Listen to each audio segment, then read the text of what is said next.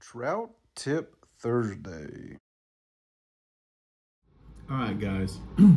Today we are going to talk about bananas and goldens. Yes, I said bananas. They are very pretty. They can be very pretty. They are not to be confused with the pure golden trout. It's kind of offensive to call the golden rainbows a golden trout due to the fact of how rare they are and how difficult it is to find them and catch them. So we're going to start with the goldens and palominos. So this is what a golden looks like. So you get a golden rainbow and just a regular rainbow, do the deed, and here's your palomino, okay? The reason that the goldens are the color that they are is because they are missing the blue color pigment. Rainbow trout have a blue and a gold color pigment, and when those two combine, that's where you get all the pretty colors, right? So if they're missing the gold pigment, that's when you see the ones that are the color of the water on this hat. They got the blue back on them. They're missing all the gold. Your golden rainbows are missing the blue pigmentation, so they're just gold. They're just a gold rainbow trout. A lot of people will coin them golden trout, and they're not golden trout, okay? There's also a very big argument as to whether it's a palomino or a golden. So a palomino is going to be like the color of an interior of a banana. It'll be really, really pale. The stripe will be really pale. It almost looks like it's a fish that's been in muddy water. Then your golden will be really vibrant, super bright, like a cheesy color, maybe the exterior of a banana.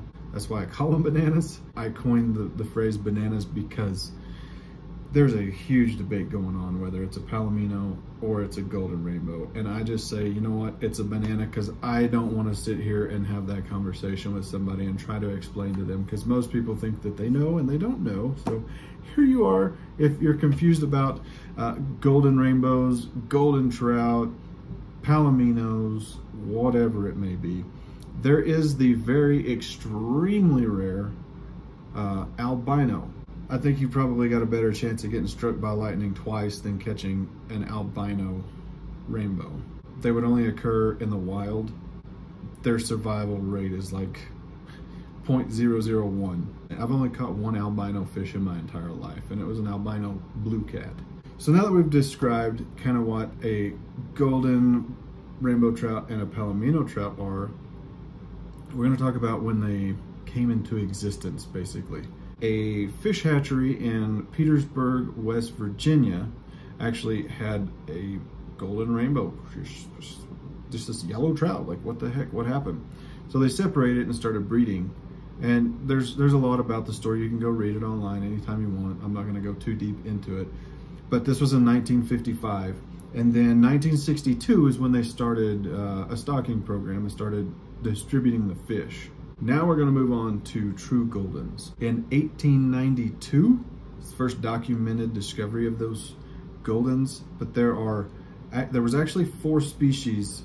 One I'm not even going to bring up because it wasn't even related. 2 are related to the golden as well as a rainbow. We're going to start with the Little Kerr golden trout. And here's the Kerr River bow. All right. Both of these are related to the fish following. Without further ado, here's a true golden trout. So in 1892, they actually sent a biologist, Teddy Roosevelt is the one that actually sent the biologist into the mouth of Volcano Creek to pluck some of these fish out, bring back and study and get some more data on these fish.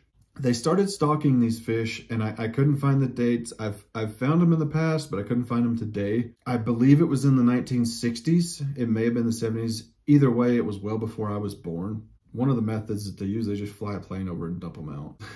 And people were worried about handling trout, you know. They just flew over and dumped them, right? Here's a list of the states that they had stocked these fish in. So they were originally all stocked in California, Idaho, Montana, Utah, Washington, Colorado, Wyoming, Arizona, New Mexico, and Oregon. And out of all those states, Arizona and Oregon are pending a population check, if you will. Aside from New Mexico, the other states mentioned, they are still there. New Mexico, however, an individual named Chuck Yeager went out and took a census, tried to find these fish, and was unsuccessful. It's funny that I stumbled upon this gentleman's statement. He stated that Goldens are best eating to be found, and I do not disagree. Golden are really good eating. Before you frown or say anything about me eating a golden trout, just picture yourself 3 miles from the nearest body of water that has a different species of fish, and you don't have anything to eat. You're just camped out, and you and your dog. You don't have much choice, okay? The biggest one I caught was about 14 inches. I tell this story sometimes and it's funny, but this has been a long time ago. This is probably 2014, I think. It might have been 13. It was 13 or 14. I was up there camping out and you know, ate all the food that I'd taken with me.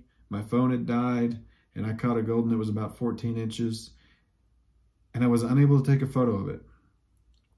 So I took it with me right here. Anyway, you guys keep it fishy.